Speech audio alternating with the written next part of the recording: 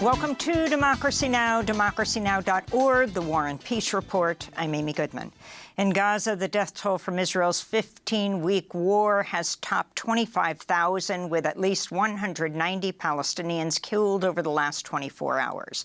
There are reports Israel's blowing up entire neighborhoods of the besieged city, Khan Yunis, where Israel's targeted hospitals, ambulances, and schools.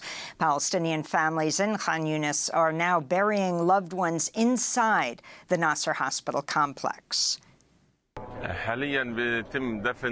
Currently, dead bodies are being buried here inside Nasser complex. It's very difficult to leave the complex and go to any cemetery and bury them because we're under siege and anyone who leaves the complex is targeted. Last night, we lived through a horrifying night. The shelling wouldn't stop for even 1 minute. Buildings would shake with us inside. Shrapnel would fall on us. In more news from Gaza, the Wall Street Journal is reporting the United States, Qatar, and Egypt are pushing Israel and Hamas to take part in what the paper describes as a phased diplomatic process involving the release of hostages in Gaza and the eventual withdrawal of Israeli forces. After the report was published, Israeli Prime Minister Benjamin Netanyahu said he rejects the proposal because it calls for the war to end. Over the weekend, Netanyahu also reiterated his opposition to the formation of an independent Palestinian state, a two-state solution, despite pressure from the United States to support one. This all comes as Netanyahu faces more domestic pressure to bring home the remaining 130 hostages held in Gaza. Earlier today, the Israeli Knesset session was suspended after families of hostages disrupted a committee meeting demanding lawmakers do more to free their loved ones. Protesters also blocked entrances to the Knesset. On Saturday, friends and relatives of Israeli hostages protested in Tel Aviv. This is Maccabit Maya. Her nephews, Ziv and Gali Berman, are still being held in Gaza. Stop the war. Stop the war. Take them out. Save them. And then, after a while, there is no victory without them out. No victory. Nothing. On Saturday, hundreds of Israelis and Palestinians living in Israel came together to take part in an anti-war rally in Haifa, the third largest city in Israel. In the occupied West Bank, a 17-year-old Palestinian-American named Taoufik Ajak was fatally shot in the head Friday. According to the group Defense for Children International, Ajak was killed when Israeli settler and soldiers opened fire on him in Ramallah. He grew up in Louisiana near New Orleans. He moved to the West Bank last year with his family. Ajak is at least the 93rd Palestinian child killed in the occupied West Bank since October 7th. On Saturday, Taoufik Ajak's father spoke to reporters at his son's funeral. But come here on the ground and see what's going on. Come here and test and see for your own eyes what kind of life we are living here. What is the pressure they put us under? What is the women and kids, and how many fathers and mothers have to say goodbye to their children? How many more? But it will come, inshallah, one day. Israel carried out airstrikes on Syria and Lebanon over the weekend. Israel blew up a building in Damascus, Syria, killing 5 advisors from Iran's Islamic Revolutionary Guard Corps. In a separate attack, an Israeli drone struck a car near the Lebanese border. 4 people reportedly died, including a member of Hezbollah. Hours after Israel bombed Damascus, Iranian-backed militants in Iraq fired missiles at an airbase housing U.S. forces. U.S. Central Command reports a number of U.S. personnel are being evaluated for traumatic brain injuries. On Friday, the United States bombed Houthi targets in Yemen for at least the 6th time over the past 10 days. This comes as Houthi forces continue to target commercial ships in the Red Sea and Gulf of Aden as part of a campaign to pressure Israel to halt its assault on Gaza. Florida Governor Ron DeSantis has dropped out of the presidential race less than a week after he lost to Donald Trump by a record 30 percentage points in the Iowa caucus. In a video released Sunday, DeSantis said he would endorse Trump. He has my endorsement because we can't go back to the old Republican guard of yesteryear, a repackaged form of warmed-over corporatism that Nikki Haley represents. With DeSantis out, the Republican race has essentially become a two-person contest between Trump and Nikki Haley, the former South Carolina governor who served as Trump's UN ambassador. Over the weekend, she campaigned in New Hampshire ahead of Tuesday's primary. She questioned Trump's mental fitness after he repeatedly confused her with former House Speaker Nancy Pelosi. Joe Biden is now running an online ad questioning Trump's mental capabilities, featuring Haley's comments. Last night, Trump is at a rally. You know, Nikki Haley. And he's going on and on mentioning me multiple times as to why I didn't handle January 6th better. Nikki Haley is in charge of security. We offered her 10,000 people. They don't want to talk about that. I wasn't in office then. They're saying he got confused. He got confused and said he was running against Obama. He never ran against Obama. And we did with Obama. We won an election that everyone said couldn't be won. Obama he doesn't want to talk about it. Well, you mean President Biden. So, Don't put our country at risk like this. I'm Joe Biden, and I approve this message. President Trump also said Joe Biden will bring us into World War II. We'll have more on the Republican race later in the program.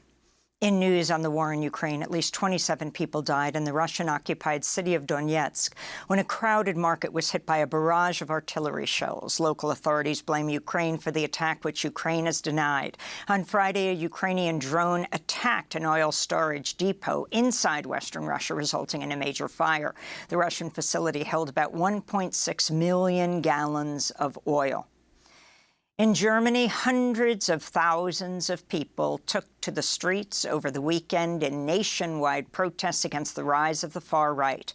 The protests came days after a German news outlet reported members of the far-right Alternative for Germany, or AfD, party recently took part in a meeting where a plan was discussed to mass deport immigrants and, quote, non-assimilated citizens, unquote.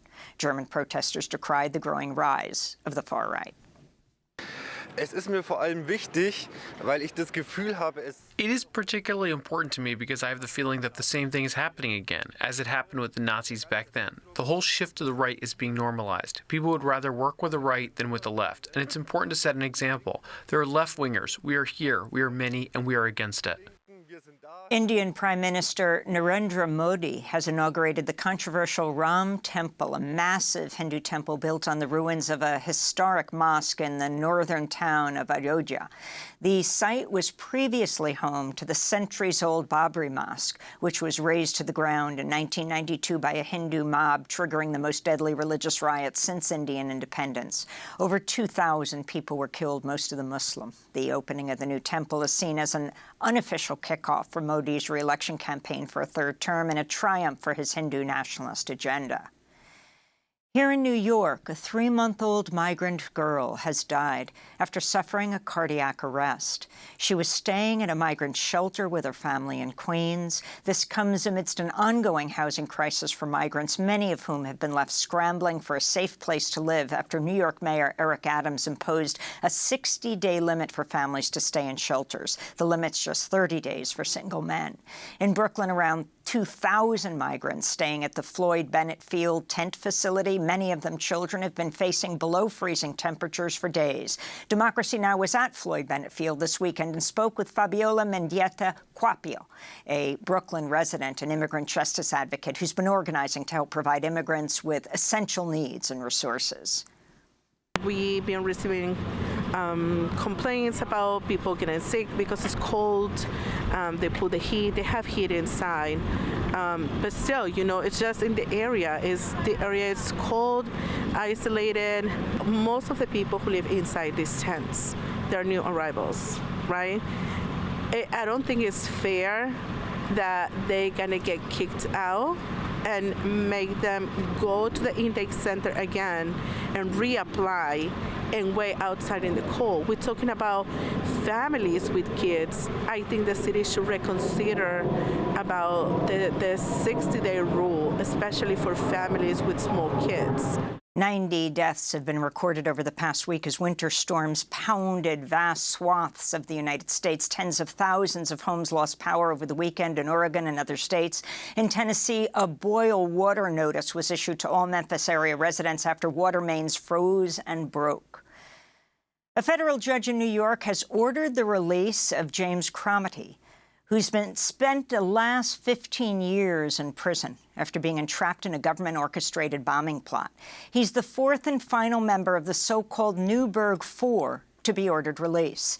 The men, all of them black Muslim converts, were sentenced to 25 years in prison in 2010 after being convicted on terrorism charges. Judge Colleen McMahon criticized the FBI sting operation, saying the men, quote, would not have and could not have devised the crime they were accused of. Visit democracynow.org to see all of our coverage of the Newburgh Four. President Biden Friday canceled nearly $5 billion in student loan debt for 74,000 people. It's the latest effort by the administration to provide much-needed relief to borrowers after the Supreme Court last year threw out Biden's plan to erase over $400 billion in debt for millions of people.